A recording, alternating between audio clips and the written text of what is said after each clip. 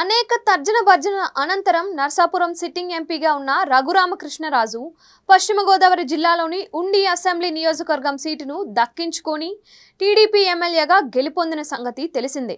2019లో ఆయన నర్సాపురం నుంచి వైసీపీ ఎంపీగా గెలిచారు.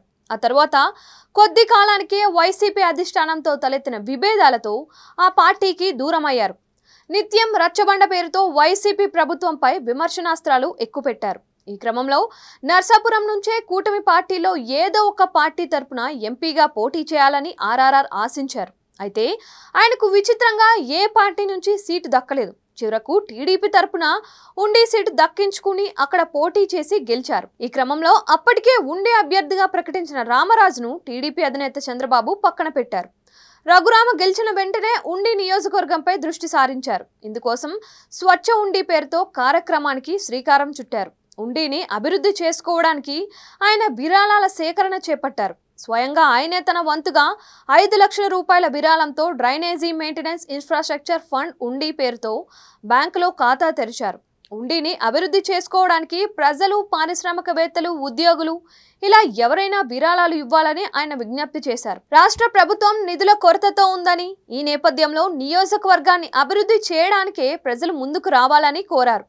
ఈ మేరకు ఆయన పలువురు పారిశ్రామికవేత్తలకు విరాళాలు ఇవ్వాలని లేఖలు రాశారు. రఘురామ అప్పుడే కార్యక్షేత్రంలోకి కూడా దిగిపోయారు. ఉండి నియోజకవర్గంలో ఆక్విడెక్టులో కాలువల్లో పేరుకుపోయిన పూడికను తీయించే పనిని చేపట్టారు. జేసీబీలను తీసుకొచ్చి కాలువల్లో పేరుకుపోయిన పూడికలను, గుర్రపుడెక్కలను తొలగింపజేశారు. వైసీపీ తన 5 ఏళ్ల పాలనలో పంట, మురుగు కాలువల నిర్వహణను గాలికి వదిలేసిందని విమర్శలు చేపట్టారు. దీంతో ఆ కాలువల్లో మట్టి, గుర్రపుడెక్క భారీగా పేరుకుపోయాయని చెబుతున్నారు. నీటి సరఫరాకు ఇవి అడ్డం పడటంతో శివారు ప్రాంతాలకు నీరు చేయడం లేదని అంటున్నారు. మరి ముఖ్యంగా పంటల సాగుకు నీరందక రైతులు తీవ్ర ఇబ్బందులు పడుతున్నారని తెలుస్తోంది. ఈ నేపథ్యంలో ఎమ్మెల్యే రఘురామకృష్ణరాజు వినూత్న ఆలోచనతో ముందుకొచ్చారు. నియోజకవర్గంలో పంట కాలువలు, మురిగి కాలువల ప్రక్షాళనే లక్ష్యంగా డ్రైనేజీ మెయింటెనెన్స్ ఇన్ఫ్రాస్ట్రక్చర్ ఫండ్ ఉండి పేరుతో నిధుల సేకరణ చేపట్టారు. ఈ కార్యక్రమంలో భాగంగా రానున్న 40 రోజుల్లో ఉండి నియోజకవర్గంలో ఉన్న అన్ని కాలువలను ప్రక్షాళన చేస్తారు. నీటిపారుదలకు అవరోధాలు లేకుండా చర్యలు తీసుకుంటారు.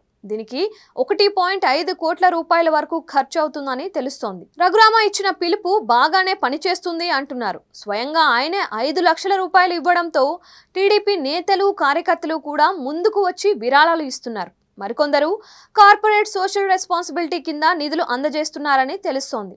ప్రముఖ సినీ నటుడు, ఒకప్పటి ప్రముఖ విలన్ రావుగోపాలరావు తనయుడు రావు రమేష్ తాజాగా 3 లక్షల రూపాయల విరాళాన్ని రఘురామకు అందించారు. అలాగే ప్రముఖ నిర్మాత చలసాని అశ్విని దత్ 5 లక్షల రూపాయల విరాళం అందజేశారు. దీంతో స్వచ్ఛ ఉండి కోసం సేకరించిన ఈ మొత్తం ఇప్పుడు 1 కోటి రూపాయలకు చేరుకుందని సమాచారం. మొత్తానికి స్పీకర్ పదవిని లేదా మంత్రి పదవిని ఆశించిన రఘురామకృష్ణరాజుకు ఏ పదవి దక్కలేదు. అయినప్పటికీ రఘురామ ఎక్కడా నిరాశ చెందకుండా ఉండి నియోజకవర్గంపై దృష్టి సారించారు. నియోజకవర్గాన్ని పూర్తి స్థాయిలో అభివృద్ధి చేయడమే లక్ష్యంగా ఆయన ముందడుగు వేస్తున్నారు.